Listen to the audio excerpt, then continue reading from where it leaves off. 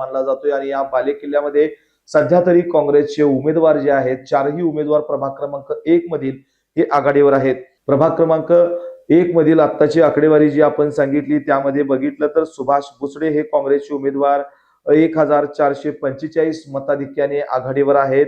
गीता जाधव आणि नरुटे यांच्यामध्ये बघायला गेलं तर नरुटे हे काँग्रेसचे उमेदवार 1662 मतांनी आघाडीवर आहेत. प्रियांका उल्पे आणि रुपाली पवार यामध्ये बघायला गेलं तर रुपाली पवार यांच्या हे ज्या या उमेदवार जे आहेत काँग्रेसच्या त्या 882 मतांनी आघाडीवर आहेत. आणि तिसरा जो गट आहे त्या गटातून सचिन चौगले हे काँग्रेसचे उमेदवार 746 मतांनी आघाडीवर असल्याचं बोललं जातंय.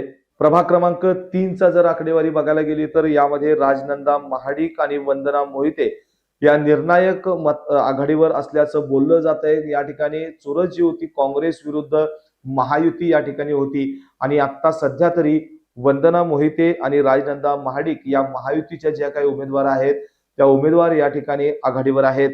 हळूहळू आता बघायला गेलं तर एक जो कल आहे तो कल स्पष्ट व्हायला सुरुवात होईल. त्यामुळे कार्यकर्त्यांमध्ये एक उत्साह जो आहे तो वाढलेला आहे.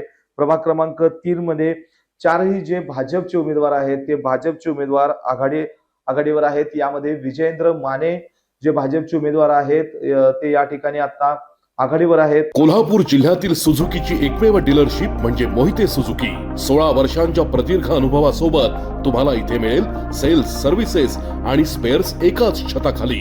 18% GST सह विविध योजनांचा लाभ घेण्यासाठी भेट द्या. मोहिते सुझुकी, काळा नाका, कोल्हापूर. मोहिते सुझुकी, उद्यमनगर, कोल्हापूर आणि मोहिते सुझुकी, सानेगुरुजी, कोल्हापूर.